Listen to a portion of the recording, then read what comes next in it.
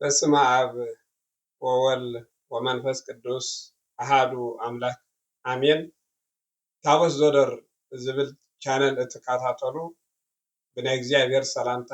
ሰላም ይብለኩም ኣለኹ። ካብ ምዉት አንበሳ ሕያው ከልቢ ይሓይሽ። መፅሓፈ ናይ ጥበበኛ ሰሎሞን መክብብ ዝተባሃለ ምዕራፍ 9 ፍቅዲ 4 ዘሎ ሃይለ ቃል እዩ። ኣብዚ ኣርእስቲ እዚ ሕያው ከልቢ ይሓይሽ ዝተባሃለ ናይ ቅዱሳን ተቃወምቲ ዝበሃሉ ኣለዉ። ንቅዱሳን ዝቃወሙ ሰባት ከም ኣርእስቲ የልዕልዎ። ቅዱሳን ብኣፀደ ነፍሲ ከማልዱ ኣይክእሉን እዮም፣ ምምላድ ኣይክእሉን እዮም ኣብ ዝብል ምሳሌ ወይ ከዓኒ ከም ጥቅሲ ዝመፅእ ከዓኒ ሕያው ከልቢ ይሓይሽ። ምክንያቱ ካብ ቅዱሳን ሕያው ከልቢ ስለዚ ከልቢ ዝተባሃለ ብመፅሓፍ ቅዱስ ንመን እዩ ዝውክል? ንቅዱሳን እግዚአብሔር ኣምላኽ ይውክሎም ኣይውክሎምን ዝብል ኢና ክርኢ። መብዛሕትኡ መፅሓፍ ቅዱስ ከልቢ ዝብል ንሃጣን ዝውክል ከም ምዃኑ ኢና ሎማዓንቲ ከነምፅእ ንፃድቃን ዝውክል ከም ዘይኮነ እዚ ኣርእስቲ እዚ። ስለዚ ሕያው ከልቢ ዝተባሃለ ብሂወት ዘለዉ እዮም፣ ዝሞቱ ግን ከማልዱ ኣይክእሉን እዮም። ብኣፀደ ነፍሲ ኮይኖም ቅዱሳን ምምላድ ኣይክእሉን እዮም፣ ሮማይ ሞይቶም ኣብቂዖም እዮም ኣብ ዝብል ርእሲ ኢና ክርኢ። ነዚ ከዓኒ መፅሓፍ ቅዱስ ጥቅስታት እንዳምፃና መሰረታዊ መፅሓፍ ቅዱስ ስለዝኮነ ተላዒሉ ዘለዎም ካብ መፅሓፍ ቅዱስ እዩ። ካብ ናይ ጥበብ መፅሓፍቲ ተባሂሎም ዝፅውዑ ጥበበኛ ሰሎሞን ኣብ መክብብ ምዕራፍ 9 ፍቅዲ 4 ፅሒፍዎ ዘሎ ቃል እዩ። ከልቢ ንፃድቃን ድዩ ንሃጣን ዝውክል? ከልቢ ንሃጣን ድዩ ንፃድቃን ዝውክል? መጀመርታ እዛ ርእስቲ እዚኣ ክንሕዛ ኣለና። ከልቢ ንመን ይውክል? ንፃድቃን ዶስ ንሃጣን? ንፃድቅ ደስ ንሃጥእ? ኣብ ዝብል መጀመርታ ጥቅሲ ነምፅኦ ካብ ብሉይ ኪዳን ነቢይ ኢሳያስ ኣብ 56 ፍቅዲ 11 ከምቶም ኮቶ ዘይፀግቡ ኢልዎም ዘሎ ሁሩፋት ኣክላባት ኮቶ ዘይፀግቡ እዮም እዚኣቶም እንዳበለ እዩ ዝገልፅ። ስለዚ ዘየስተውዕሉ ጓሶት እዮም እንዳበለ ነቢይ ኢሳያስ ኮቶ ዘይፀግቡ ሁሩፋት ኢሉ። ስለዚ ፃድቃን ህርፈት ናይዚ ዓለም እዚ ኣይነበሮምን፣ ፃድቃን ናይዚ ዓለም እዚ ህርፋን ኣይነበሮምን። ሃጣን ግን ኣብ ዓለም እንዳሃለዉ ከለዉ ኮቶ ዘይፀግቡ እዮም። ሃብቲ እግዚኣብሔር ኣምላኽ እንተሃቦም እውን ብሃብቶም ዘይዓግቡ ብዘለዎም ተመስገን ዘይብሉ ሃጣን እዮም። ስለዚ ቀዳማይ ወሲድናዮ ዘለና እዚ ኣርእስቲ እዚ እዩ። ኩላትና ተኸታቲልና ነቶም ንቅዱሳን ዝቃወሙ ሰባት እዚ ሸሪልና ከነብፅሓሎም ኣለና። ሐዋርያ ጳውሎስ ናብ ኤፌሶን ምዕራፍ ናብ ፊልጵስዩስ ምዕራፍ 3 ቁፅሪ 2 ከዓኒ ከምዚ ኢሉ ኣሎ። ቅዱስ ሐዋርያ ጳውሎስ ናብ ፊልጵስዩስ ኣብ ዝለኣኾ መልእክቱ ምዕራፍ 3 ቁፅሪ 2 ከምዚ ዝብል ሃይለ ቃል ኣሎ። ካብቶም ኣኽላባት ተጠንቀቁ። ካብቶም ኣኽላባት እንታይ ግበሩ? ተጠንቀቁ ኢሉ። ስለዚ ንመን ወኪሉ ኣሎ እንድሕር ኢልና ንሃጣን ይወክል ዘሎ። ኣብዛ ርእሲ እዚ ፃድቃን ኣይኮነን። ካብ ፃድቃን ካብ ቅዱሳን ተጠንቀቁ ኣይበለናን። ካብ ፃድቃን ተጠንቀቁ ኣይበለና። ካብቶም ኣኽላባት ንሳቶም ነቲ ሕጊ ናይ ብሉይ ኪዳን ተገዘር እንዳበሉ ዝሕልው ሰባት እዮም እሞ ካብኣቶም ተጠንቀቁ፣ ካብ ሃጣን ተጠንቀቁ ይብል ኣሎ። ስለዚ ካብ ኣኽላባት ተጠንቀቁ እንድሕር ኢሉ ቅዱስ ጳውሎስ ካብ መን ክንጥንቀቅ ኣለና? ካብ ሃጣን ክንጥንቀቅ ከም ዘለና ኣብዚ ሃይለ ቃል እዚ ቅዱስ ጳውሎስ ብደንብ ገሩ ኣብርዩ። እንደገና ካልኣይ ጴጥሮስ ምዕራፍ 2 ቁፅሪ 22 ከዓኒ ኣብዚ ሃይለ ቃል እዚ ከዓ ምሳሌ ኣምፂዎ ዘሎ ከዓኒ ከልቢ ናብ ትፉኡ ተመለሰ። ከልቢ ናብ ምንታይ ተመለሰ? ናብ ትፋኡ ተመለሰ ኢሉ። ከልቢ ናብ ትፉኡ ተመለሰ እንድሕር ኢሉ ሃጣን ናብ ናይ ሓጢኣት ቦታ ይምለሱ። ሓሰማ ምስ ተሓፅበት ናብ ጭቃ ከም ትምለስ ሃጣን ከዓኒ ናብቲ ኣይኮነናን ኢሎም ዝተፍዎ ወይ ከዓ ዝተነስሕሉ ደጊሞም ናብቲ ናይ ሓጢኣት ቦታ ይምለሱ ኢሉ ቅዱስ ጴጥሮስ ከዓኒ ከልቢ ናብ ትፉኡ ብዛዕባ ከልቢ ዘይኮነ ብዛዕባ ሓጣን ክዛረብ ከሎ ምሳሌ ገሩ ሃጣን ሰባት ናብቲ ዝነበርዎ ሓጢኣቶም መልሶም ይምለሱ፣ ናብቲ ክፍኣቶም ይምለሱ ኢሉ ኣብዚ ወኪሉ ዘሎ ንመን እንድሕር ኢልና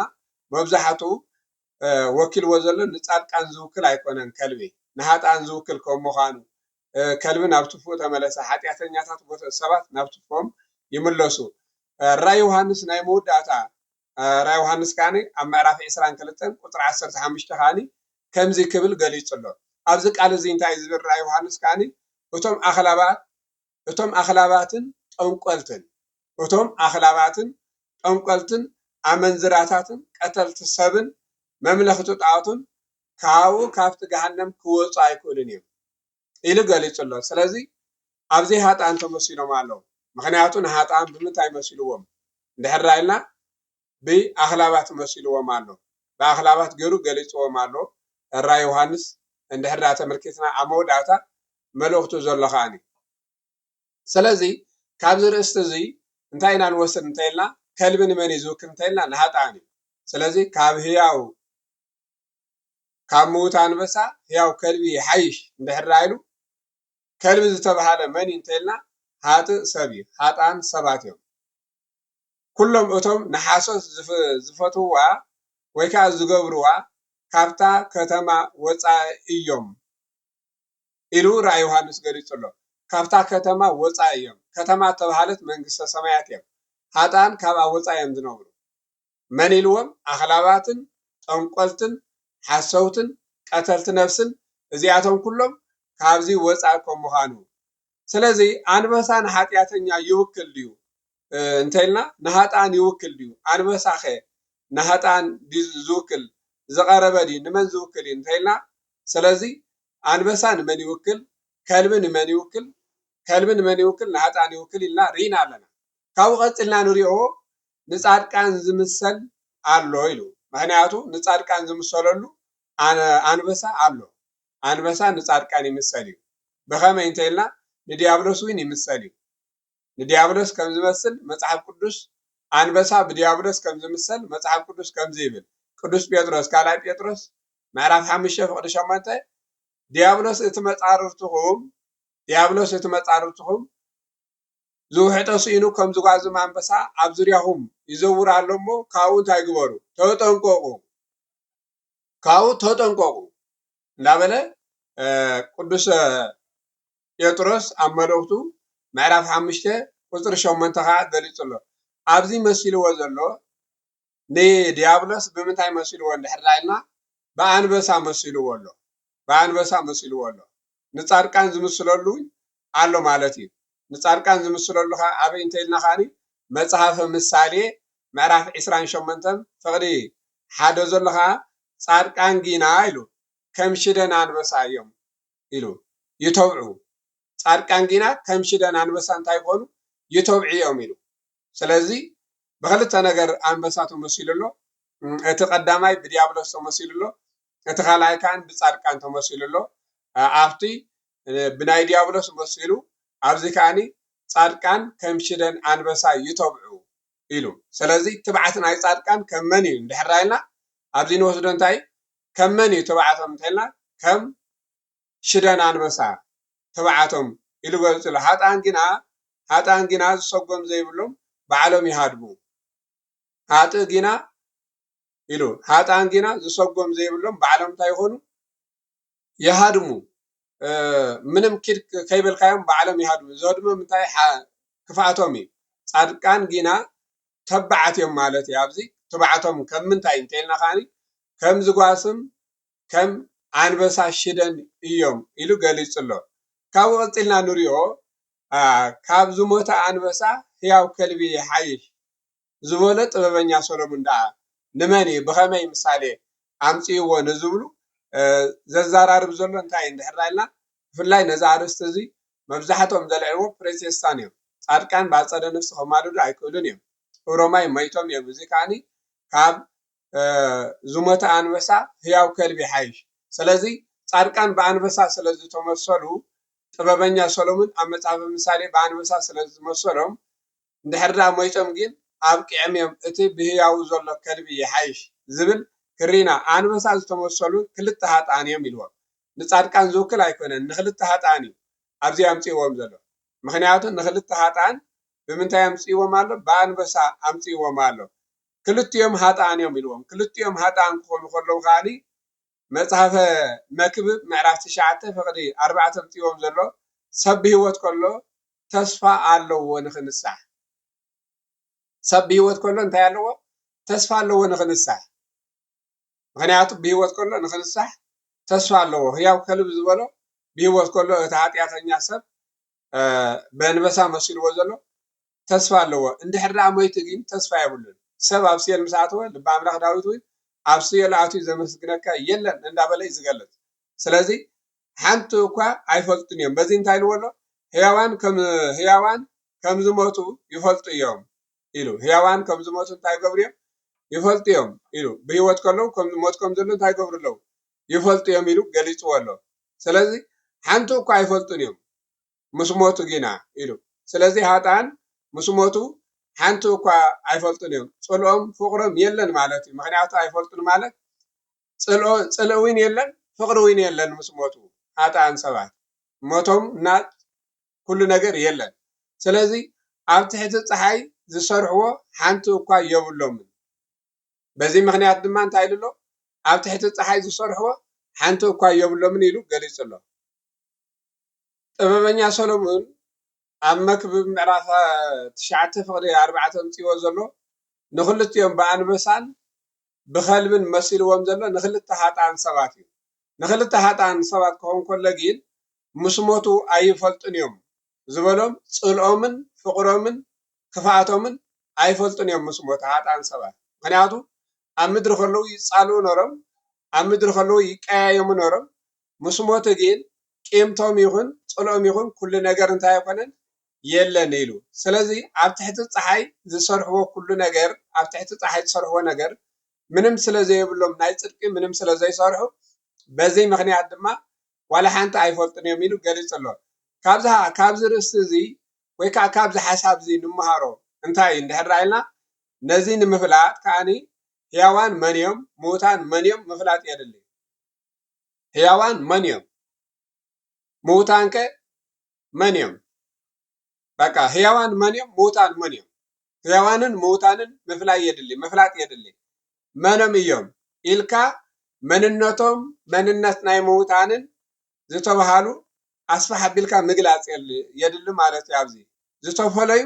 ናብ ሞት ነፍሲ ወይ ከዓ ናብ ሓጢኣት ወዲቆም ሂወቶም ካብ እግዚኣብሔር ኣምላኽ ዝተፈለዩ ነገር ዘረድእ ቃል ኢሉ ማለት እዩ ስለዚ ህያዋን መን እዮም ምዉታን መን እዮም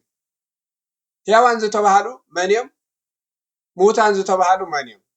ጥበበኛ ሰሎሞን ኣምፂዎም ዘሎ ንክልተ ሃጣን ሰባት ህያዋንን ምዉታንን ኢሉ ኣምፂዎም ኣሎ ስለዚ ካብቲ ዝሞተ ሓጢኣተኛ እቲ ብህያው ዘሎ ከልቢ ይሓይሽ ክብል ከሎ እቲ ብህያው ዘሎ ሓጢኣተኛ ይሓይሽ ኢሉ ስለዚ ጎይታናን መድሓኒናን ኢየሱስ ክርስቶስ መብዛሕትኡ ዝጥቀመሎም ዝነበረ ቃላት ቅዱስ ነገር ንኣኽላባት ኣይወሃብን ኢሉ ኣብ ወንጌል ስለዚ ኣብዚ ሃይለ ቃል እዚ ጥበበኛ ሰሎሞን ገሊፅዎ ዘሎ ንመን እዮም እንድሕር ኢልና ምዉታን መን እዮም ህያዋን ከ መን እዮም ንዝብል ነዚ ምፍላጥ የድሊ ምዉታን መን እዮም እንድሕር ኢልና ኣብዚ ዓለም እዚ እናሃለዉ ከለዉ ብሓጢኣት ዝሞቱ እንድሕር ኮይኖም ካብ እግዚኣብሔር ኣምላኽ ዝተፈለዩ እንድሕር ኮይኖም እዚኦም ምዉታን እዮም ካብ እግዚኣብሔር ኣምላኽ ዝተፈለዩ ነዚ ራእይ ዮሃንስ እውን እንታይ ኣሎ ህያው እየ ትብል ምዉት ኢኻ ሉቃስ ወንጌል ምዕራፍ 15 ካብ ፍቅዲ 11 ዘሎ ብዛዕባ ትጥፉእ ወዲ እንድሕር ሪኢና ወደይ ሞይቱ ኖሩ እንታይ ኮይኑ ተስዩ ጠፊኡ ኖሩ ተረኺቡ ኢሉ ስለዚ ብሓጢኣት ርሒቁ ዝነበረ ምሳልያዊ መፅኡ ብንስሓ ምስ ተስአ ሞይቱ ኖሩ ተስዩ ኢልዎ ስለዚ ሓደ ሰብ ኣብዚ ዓለም እዚ እናሃለወ ከሎ ካብ እግዚኣብሔር ኣምላኽ ሂወቱ እንድሕር ብሓጢኣት ተፈልያ ምዉት ተባሂሉ ይፅዋዕ ስለዚ ምዉታን ዝበሎም ንመን እዩ ንፃድቃን ዝውክል እቲ ርእሲ ንፃድቃን ዝውክል እንድሕር ኢልና ነዚ ምዉታን ተባሂሎም ዘለዉ ሓደ ብሓደ ክርዮ ኢና ምክንያቱ ከልቢ ዝተባሃለ ሃጣን ከም ምዃኑ እንዳረኣነ መፂና ኣለና ንሃጣን ዝውክል ከም ምዃኑ ምዉታን ዝተባሃለ ኸ ንመን ዝውክል እዩ በዓል መን እዮም ፃድቃን እንታይ ይበሃል ኣብ ኣጠቃቅማ ቋንቋና እንታይ ዝበሃል ፃድቃን ሞይቶም እዩ ዝበሃል ፃድቃን እኮ ዕረፍቶም እዩ ዝበሃል ናይ ሃጣን ሞቶም ክኸውን ከሎ ናይ ፃድቃን ከዓ እንታይ ይበሃል ዕረፍቶም ሞቶም መሰለ ፃድቃን ሂወቶም ውእቱ ከም ዝበለ ልበ ኣምላኽ ዳዊት ኣብ መዝሙር 115 ከዓኒ ክቡር ሞቱ ለጻድቕ በቅድመ እግዚአብሔር ናይ ጻድቕ ሞት ኣብ ቅድሚ እግዚአብሔር ኣምላኽ ዝኸበረ እዩ ዝኸበረ ኢሉ ገሊጽዎ ኣሎ በዚ መሰረት ድማ ጻድቕ ዕረፍቱ በዓል ዕረፍቶም ክበሃል ከሎ ናይ ጻድቃን ናይ ኃጥኣን ካብ ሞቶም ይበሃል ማለት እዩ ኃጢአተኛ ሰብ ሞይቱ ይበሃል ብነፍሲ ስለ ዝመውት ዘሎ ጻድቕ ግን ዕረፍቱ የዕሪፍ እዩ ዝበሃል ካብዚ ዓለም እዚ ስለዚ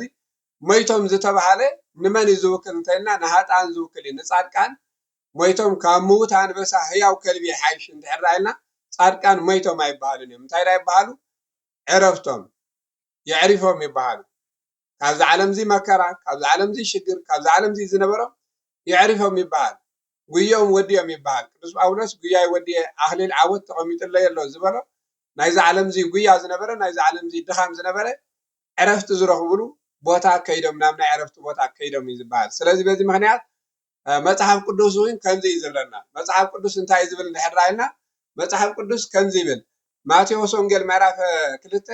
ፈቅዲ 19 ሄሮድስ ምስ ሞተ ከዓ እንሆ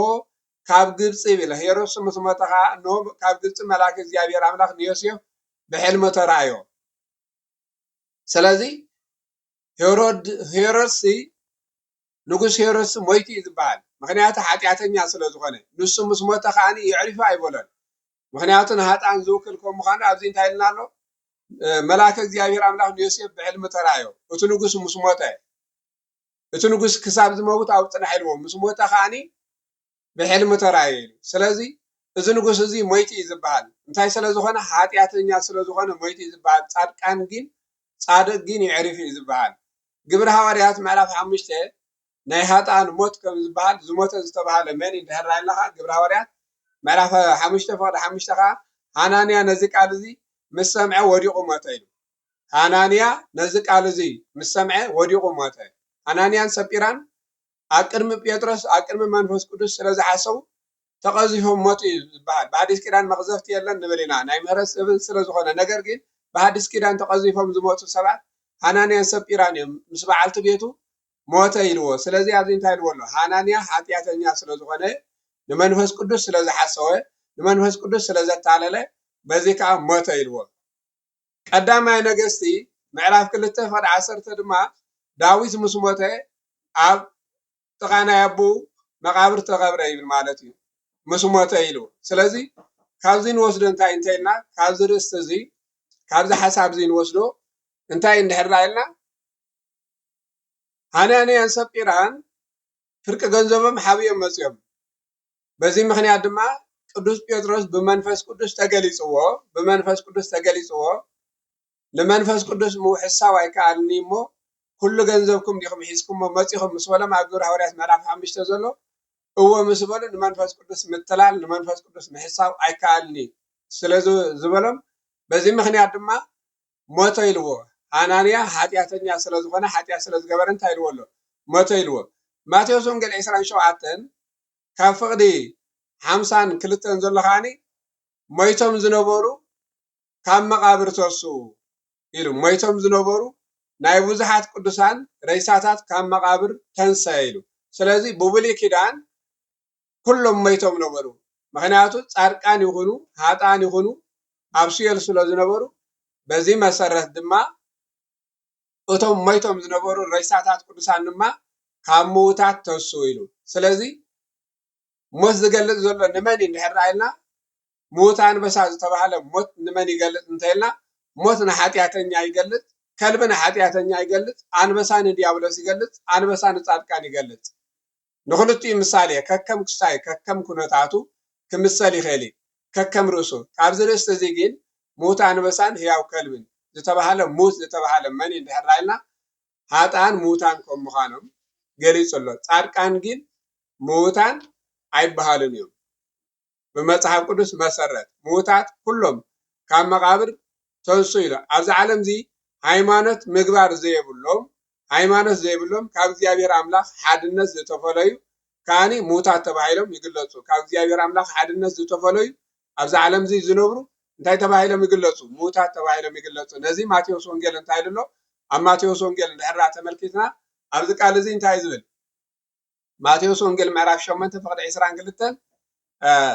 ነቦይ ክቀብሮ ኢልዎ ሓደ ሰብ ንጎይታናን መድሓኒናን ኢየሱስ ክርስቶስ እናተኸተለ ከሎ ነቦይ ክቀብሮ እንታይ ግበረለይ ኢልዎ ፍቀደለይ በጃኻ ኢልዎ ነቦይ ክቀብሮ ፍቀደለይ በጃኻ ምስ በሎ ኢየሱስ ክርስቶስ ከዓኒ ካብ ሓድነት እግዚኣብሔር ኣምላኽ ዝፈልዮ ከም ምዃኑ ፈሊጡ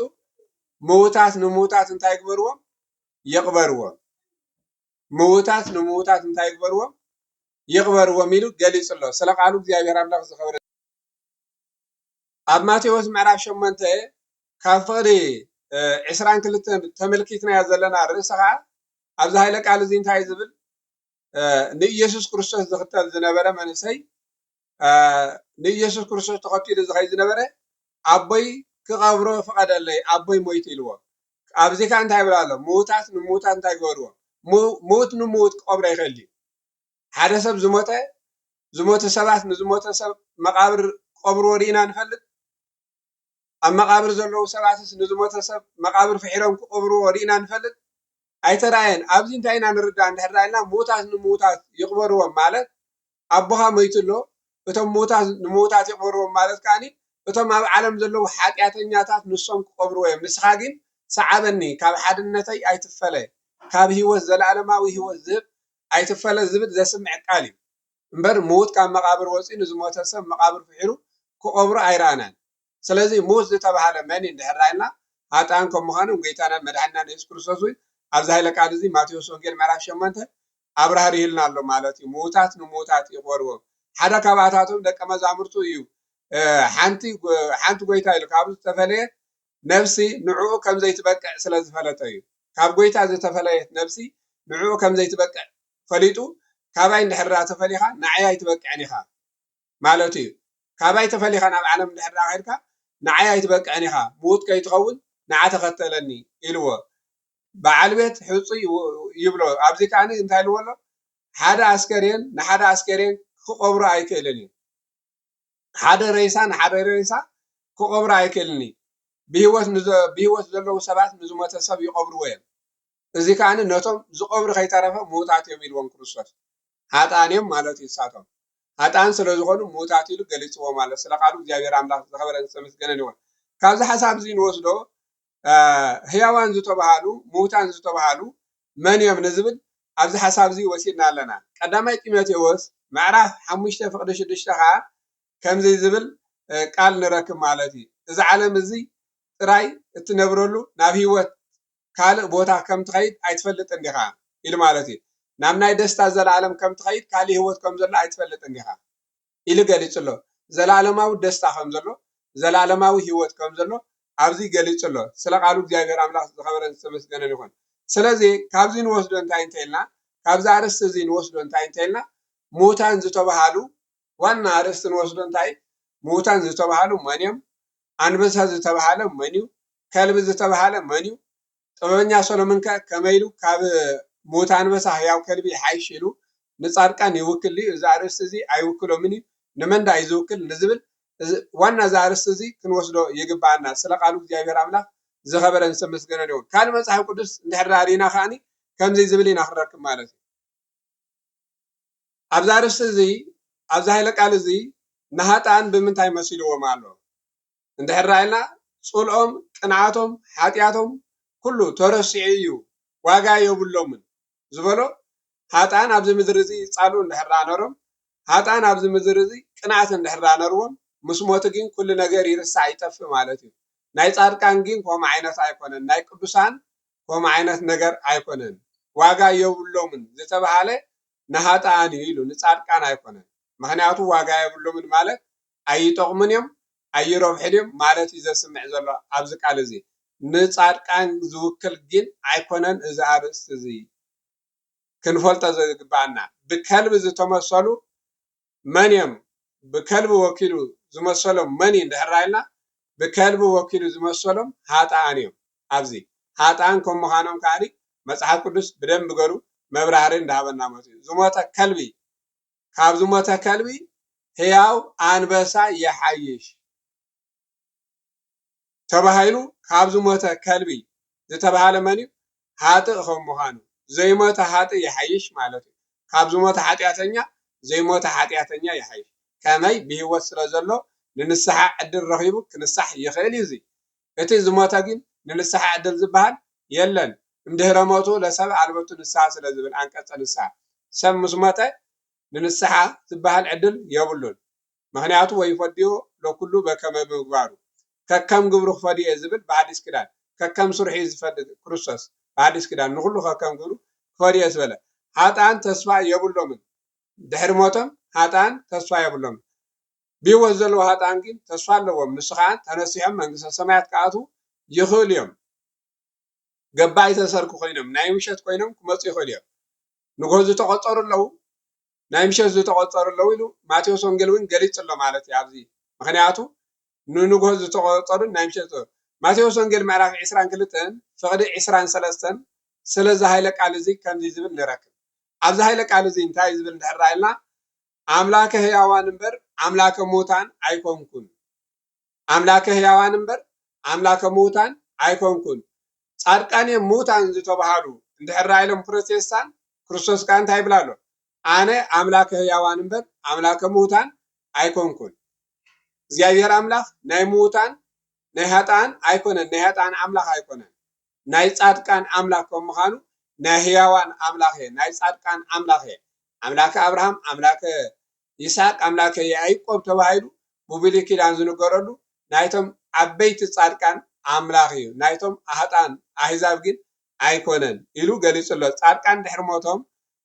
አየማልዱን እዮም ተበሊዖም እዮም ዝበሎ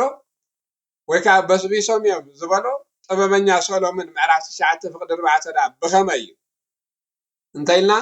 መዝሙር 112 ከምዚ ዝብል ከዓ ንረክብ ማለት እዩ ጻድቃን መዘከር ናይ ጻድቅ መዘከርታ ንዘላለም ዓለም እዩ ስለዚ ክልቲኡ እቲ አርእስቲ ክልቲኡ ንራኽቦ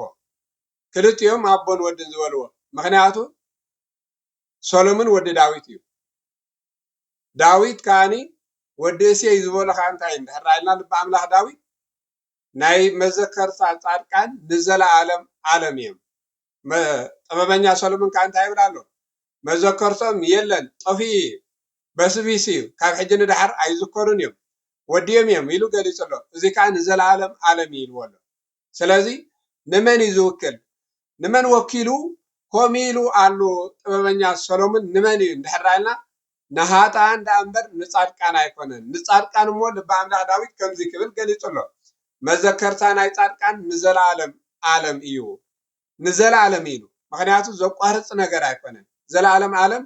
ሕያው ኮይኑ ዝነብር እዩ ስለዚ ነቢ ኢሳያስ ኣብ 56 ኣቀዲምና ዘንበብና ይኸዳ ፍቅዲ 5 ከዓኒ ኣነ ኣብ ቤተይ ኢሉ ኣሎ ኣነ ኣብ ቤተይ ኢሉ ኣሎ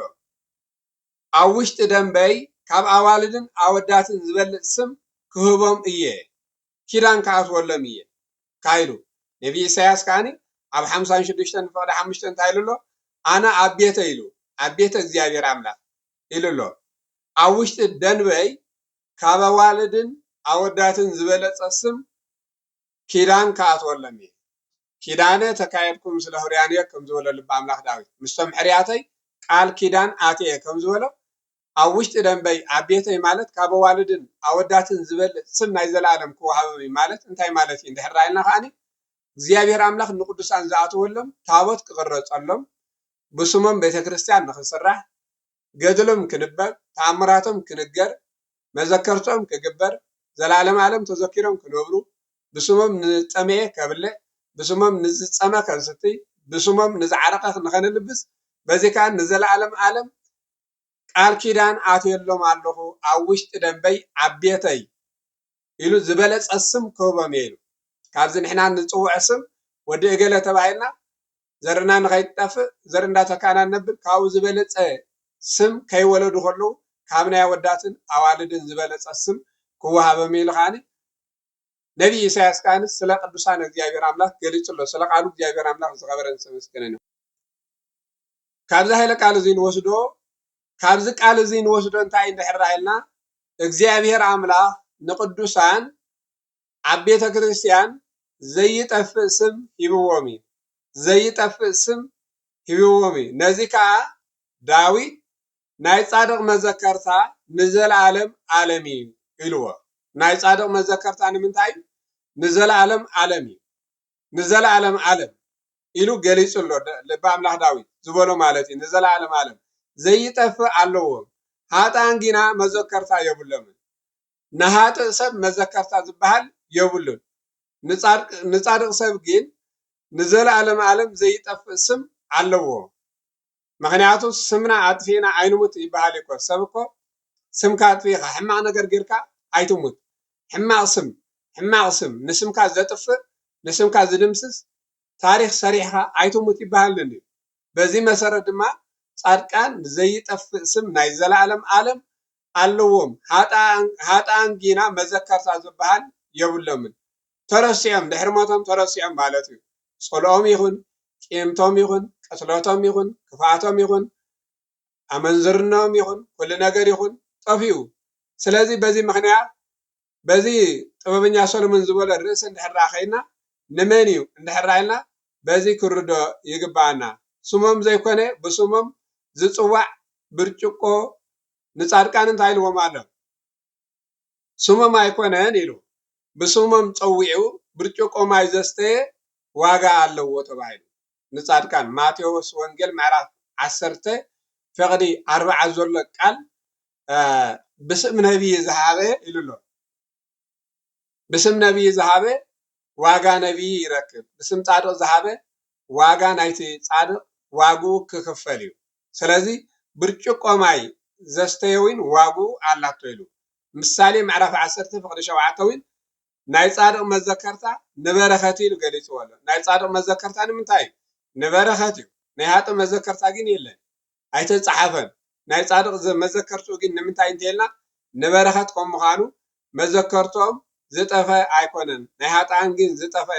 እዩ ናይ ጻድቃን ግን ንዘላለም እዩ ዳዊት መዘከርቶም ንዘላለም ዓለም ዝነብር ከም ዘሎ ነቢይ ኢሳያስ እውን ስሞም ንዘላለም እዩ ጻድቃን ሕያዋን እዮም ኢሉ ገሊጹሎ ጻድቃን እንታይም ሕያዋን እዮም ሕያዋን ከም ምዃኖም መረጋገፂ መጽሓፍ ቅዱስ ሉቃስ ወንጌል ምዕራፍ 9 ፈቅዲ 30 ሙሴን ኤልያስን ኣብ ደብረ ታቦር ምስ ኢየሱስ ክርስቶስ ይዛራረቡ ነበሮም ሙሴ ሙት እዩ ካብ ሙታን መፂኡ ሕያዋን ምስ ሙታን ርክብ ከም ዘለዎም ሙታን ምስ ሕያዋን ርክብ ከም ዘለዎም እንታይ ዝብል ሕያዋን ይጸልዩ በእንተ ሙታን ወሙታን ይጸልዩ በእንተ ሕያዋን ኣብ አንድምታ ማቴዎ ሉቃስ ምዕራፍ 9 ፈቅዲ 30 ገሊጹ ዘሎ ዝሞቱ ብህይወት ዘለው ስለ